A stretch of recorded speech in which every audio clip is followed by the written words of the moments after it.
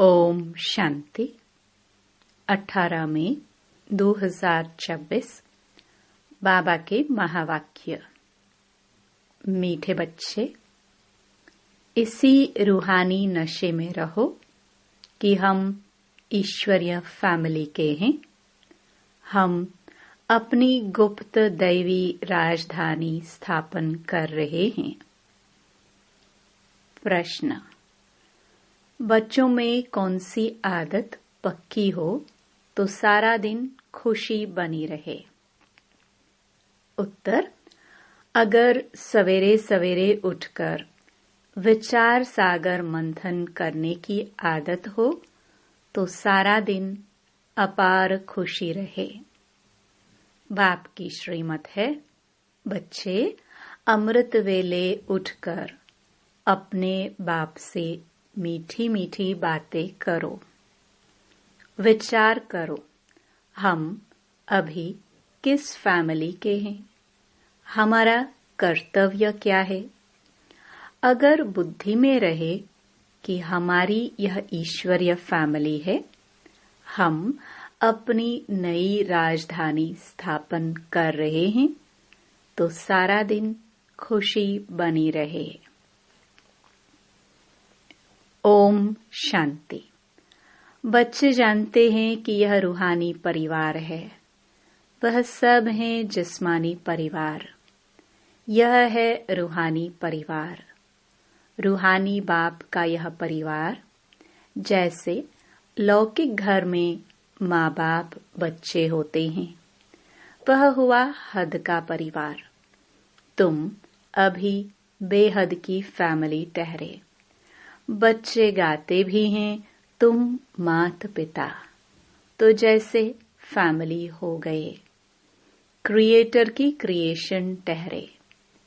यूं तो बच्चे उनकी क्रिएशन है, परंतु जानते नहीं हैं। तुम बच्चे अभी जानते हो। बरोबर बेहद बाप की यह फैमिली है। ईश्वरीय विश्वविद्यालय इनके लिए गाया है, विनाश काले विपरीत बुद्धि विजयंती। ऐसी फैमिली कभी गीता में नहीं गाई हुई है। तुम ईश्वरीय फैमिली गुप्त दैवी राजधानी स्थापन कर रहे हो। किसको भी पता नहीं पड़ता। तुमको नशा है। जो जो बाप को याद करेंगे उनको नशा रहेगा। देहाभिमान में आने से वह नशा उतर जाएगा। यह ईश्वरीय फैमिली है। हमको घर जाना है, फिर दैवी राजधानी में आएंगे। वहां है दैवी फैमिली, वह आसुरी फैमिली। यह है तुम्हारी ईश्वरीय फैमिली। रूहानी बाप दादा के बच्चे बहन भाई है। बस यह है रूहानी प्रवृत्ति मार्ग। सतयुग में ईश्वरीय फैमिली नहीं कहेंगे, वहां दैवी फैमिली हो जाती है। यह ईश्वरीय फैमिली बड़ी जबरदस्त है। तुम जानते हो, अभी हम ईश्वरीय फैमिली दैवी राज्य स्थापन कर रहे हैं। ऐसे ऐसे अपने साथ बातें करते विचार सागर मंथन करना चाहिए। सवेरे उठकर याद में बैठो तो विचार सागर मंथन करने की आदत पड़ जाएगी। उमंग में आते जाएंगे। जब और सब मनुष्य नींद में सोए रहते हैं, तुम उस समय जागते हो। तुम्हें सवेरे सवेरे उठकर ऐसे ऐसे ख्याल करने चाहिए। फिर देखो तुमको कितनी खुशी रहती है। जो भी श्रीमत मिलती है उस पर चलना है। फिर तुमको खुशी बहुत होगी। ईश्वरीय फैमिली की याद आएगी। आसुरी फैमिली से दिल हट जाएगी। नया मकान जब बिल्कुल तैयार हो जाता है, तो फिर पुराने से आसक्ति निकल जाती है। जब तक नया नहीं बना है तब तक कुछ न कुछ मरम्मत आदि करते रहते हैं। फिर दिल हट जाती है। यह पुरानी दुनिया भी ऐसी है। अब तुम जानते हो, यह पुराना घर है। हम नए घर में जाएंगे, फिर नया चोला पहनेंगे। यह देह भी पुरानी है। अब तुम भविष्य 21 जन्मों के लिए राज्य भाग्य ले रहे हो। यहाँ राज्य नहीं करना है, यहाँ होती है स्थापना। यह बातें सिर्फ तुम ही जानते हो। है भी यह गीता राजयोग है ना। इसे कहा जाता है सहज राजयोग।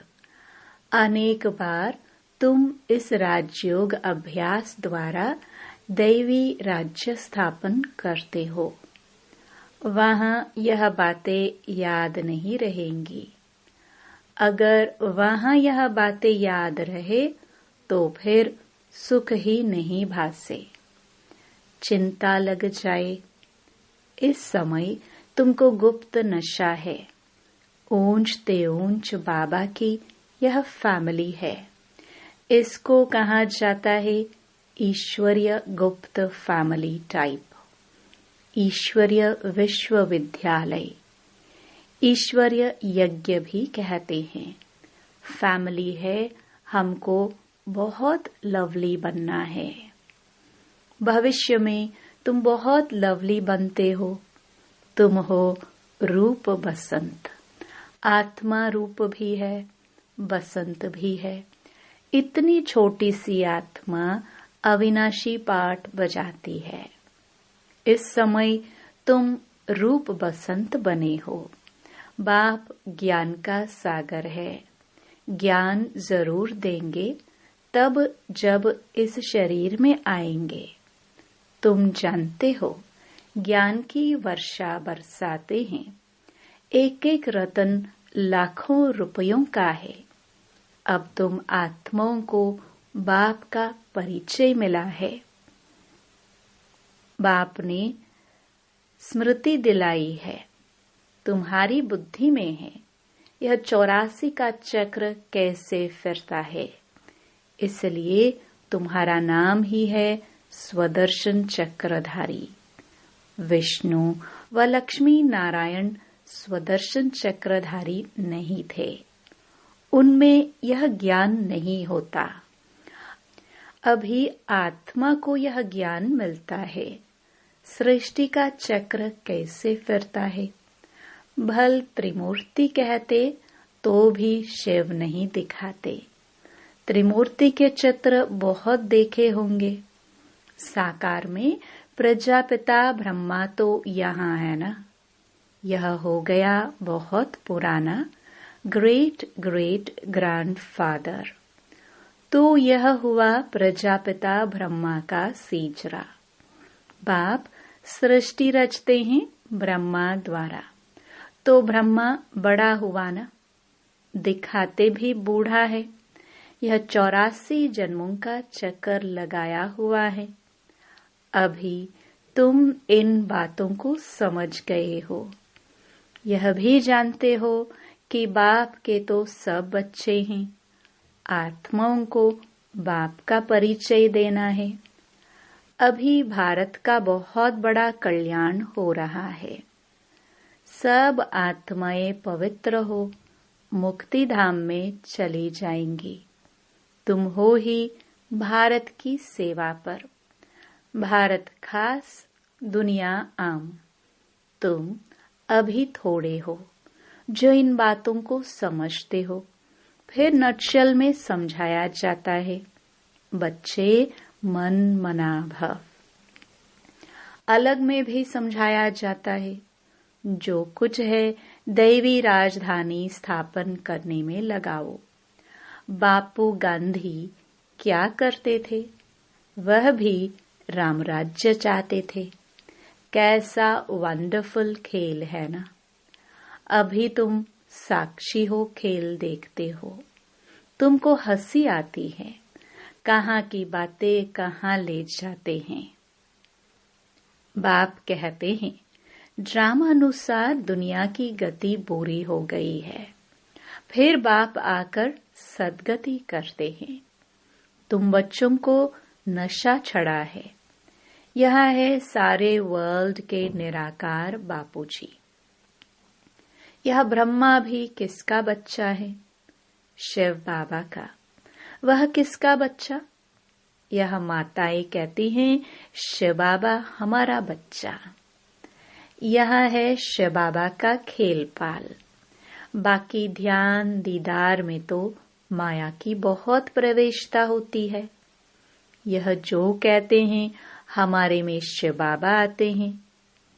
शिव बाबा यह बोलते हैं, यह सब भूत की प्रवेशता है। तुम बच्चों को खबरदार रहना है। यह भूत की बीमारी ऐसी है जो दोनों जहान से उड़ा देती है। यह कभी भी ख्याल नहीं आना चाहिए कि हम साक्षात्कार करें। ये सब भक्ति के ख्यालात है। ज्ञान मार्ग को अच्छी रीति समझना है। माया अनेक प्रकार से धोखा देती है। साक्षात्कार आदि से कोई फायदा नहीं। बाप कहते हैं, इन द्वारा सगाई कराते हैं। बाप का फरमान है, तुमको कोई भी देहधारी को याद नहीं करना है। तुम अपने को आत्मा समझ बाप को याद करो। अपने कल्याण के लिए बाप को याद करना है। यह तो बहुत समझ की बात है। बाबा को कोई भी समाचार लिख सकते हैं। कई बच्चों को तो इतनी भी अकल नहीं कि बेहद के बाप को चिट्ठी में अपना खुश खैराफत का समाचार लिखे। लौकिक बाप को चिट्ठी न लिखे तो आराम ही फिट जाता। यह भी बेहद का बाप है। देखते हैं मास डेढ़ चिट्ठी नहीं आती है तो समझते हैं इनको शायद माया खा गई, जो ऐसे पारलौकिक बाप को चिट्ठी नहीं लिखते हैं। इतना तो लिखना चाहिए, बाबा हम नारायणी नशे में सदैव रहते हैं।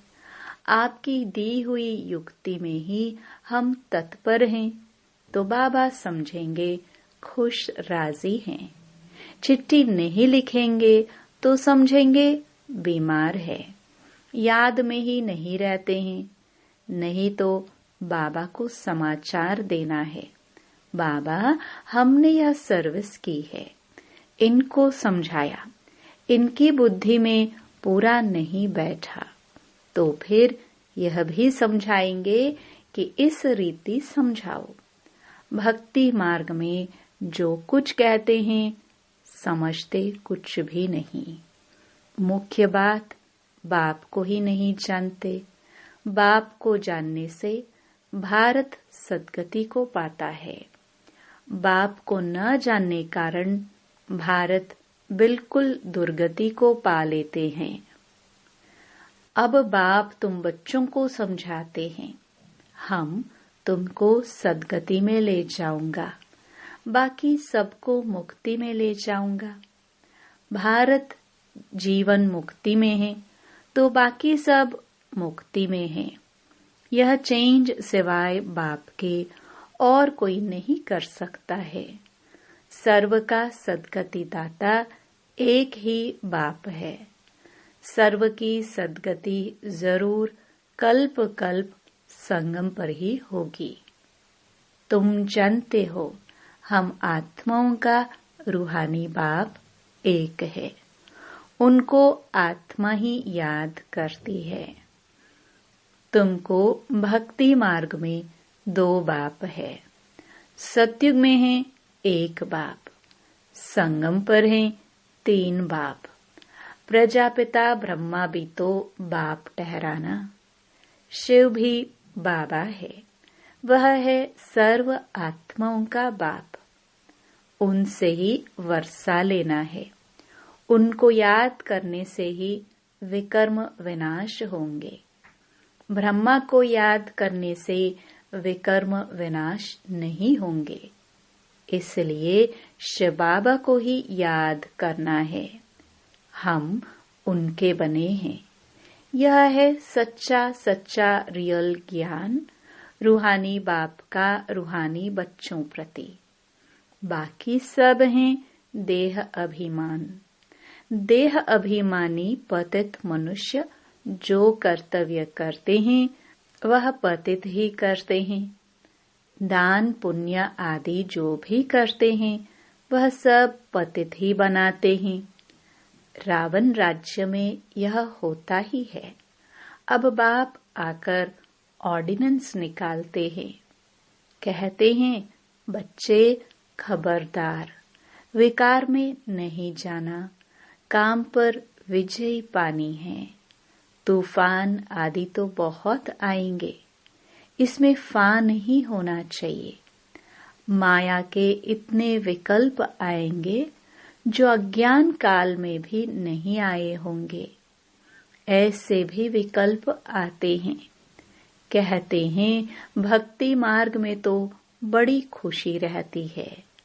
अभी आपको याद करने चाहते हैं तो कर नहीं सकते। बिंदी याद नहीं पड़ती है। बड़ी चीज हो तो याद करे। बाबा कहते हैं कि तुम शिव बाबा कहकर याद करो। इस पुरानी दुनिया को भूल जाओ। तुम शांति धाम में याद करो। सिर्फ शांति धाम को याद नहीं करना है। बाप की याद से ही विकर्म विनाश होंगे।